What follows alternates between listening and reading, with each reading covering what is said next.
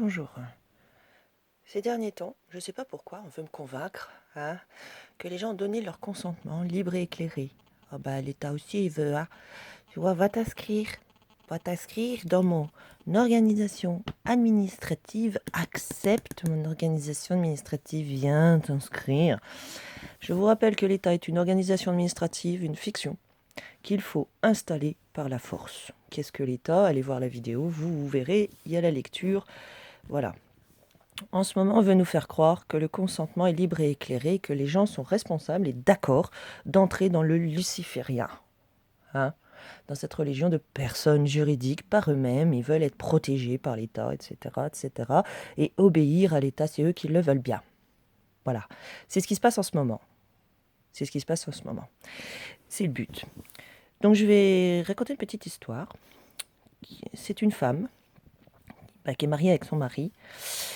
Et cette femme, elle a une amie qui lui est envoyée par son mari, d'accord, pour la convaincre qu'elle est une femme dépressive. Elle est dépressive parce qu'elle n'est pas à la hauteur de son mari, d'accord.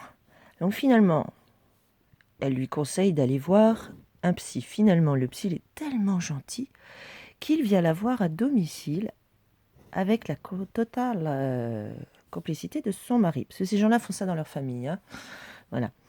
Et voilà. Et pour que le psychiatre, avant l'arrivée du psychiatre qui vient le soir chez elle, le mari lui donne son petit médoc. Il lui donne son petit médoc dans un verre qui la rend docile. Ok. Et puis après, elle fait tout ce qu'on lui dit. Et quand le psychiatre arrive, il lui fait signer un papier de décharge, comme quoi elle est d'accord avec toutes les expérimentations qui seront faites sur elle. Mais elle ne le sait pas parce qu'elle n'arrive pas à lire en fait. Voilà. Voilà. Et voilà ce que sont ces gens-là et ce qu'ils appellent, eux, le consentement libre et éclairé. Voilà. Donc je propose à tous ceux qui parlent de consentement au Linky, par exemple, de vous retrouver seul au milieu d'une foule de 100 gens, des gens qui se sont vus installer cette merde de force chez eux, ou par vice quand ils n'étaient pas là, etc. Et qui se battent pour faire enlever cette merde. Je vous propose de vous retrouver au milieu de cette foule. Alors, le compteur Linky, quelque part, c'est un leurre. C'est comme tout, c'est un leurre. Parce qu'en plus, vous avez l'Aquarius et le Gaspard qui ont été installés en douce. Ils sont à distance, ils ne sont pas chez vous. Donc du coup, voilà. Vous avez les concentrateurs. Par rapport à Linky, vous avez d'abord les concentrateurs qui ont été installés. D'accord. Et puis, ça fait tous les Linky, Aquarius et compagnie. D'accord. Donc, ceux qui ont installé ça, je vous emmerde. Voilà. Pourquoi? Parce que moi, j'ai pas de compteur Linky, mais j'ai du CPL. J'ai jamais consenti au CPL. Jamais. Et Dieu sait que j'ai écrit. Dieu sait que j'ai prévenu, j'ai téléphoné, j'ai dit j'en veux pas de votre modernisation. J'en veux pas. De votre modernisation, c'est-à-dire déshumanisation. J'en veux pas. Je ne consens pas à ça et je ne veux pas payer pour ça. D'accord? Ben oui, ils en ont rien à foutre parce que c'est coûte que coûte. D'accord? Donc, je vais vous montrer autre chose. Voici des extraits d'un livre qui s'appelle Les armes secrètes de la CIA. Torture, manipulation, etc. Gottlieb, le docteur Gottlieb, oui, il se fait appeler docteur. Donc, en fait, avait financé et organisé des activités de torture médicale sans précédent qu'il dirigea dans le plus grand secret pendant toutes les années qu'il passa à l'agence, CIA. Pour cela, il avait constitué une équipe de docteurs ayant les mêmes idées que lui, soutenus par d'éminents médecins extérieurs à la CIA qui prêtèrent souvent leur nom et leurs patients pour de monstrueuses expériences. Ah mais c'est pas piquer des verres. Puis vous verrez, tout ce qui est fait aujourd'hui à la population a été fait en secret dans des soi-disant hôpitaux psychiatriques, des centres écologiques. Ah oui.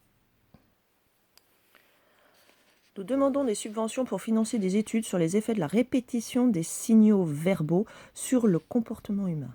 Notre intérêt actuel est orienté vers la production de changements du comportement et de modifications du fonctionnement physiologique. Nous insistons principalement sur le second point parce qu'il est plus facile à mesurer. Ainsi formulait-il sa requête de financement à la Société de recherche en écologie humaine. Vous voyez ce que c'est l'écologie ? Vous voyez ce que c'est que l'écologie? Et il y a de l'écologie humaine.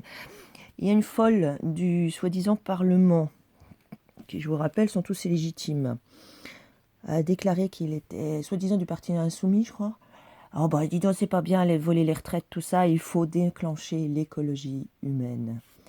Modification du fonctionnement physiologique et changement des comportements. D'accord?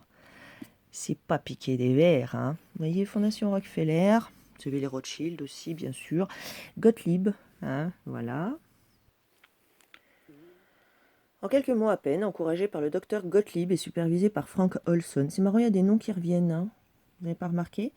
Le microbiologiste créa de minuscules bombes biologiques. Ces mini-bombes étaient conçues pour pénétrer jusqu'au fond du système respiratoire humain en entrant par la bouche et le nez pour atteindre les poumons. Rien de neuf sous la comète. Rien de neuf sous la comète.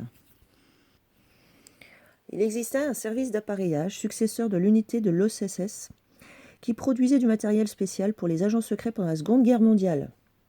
Ce service fabriquait les appareils qui permettaient aux agents de la CIA d'utiliser les armes biologiques.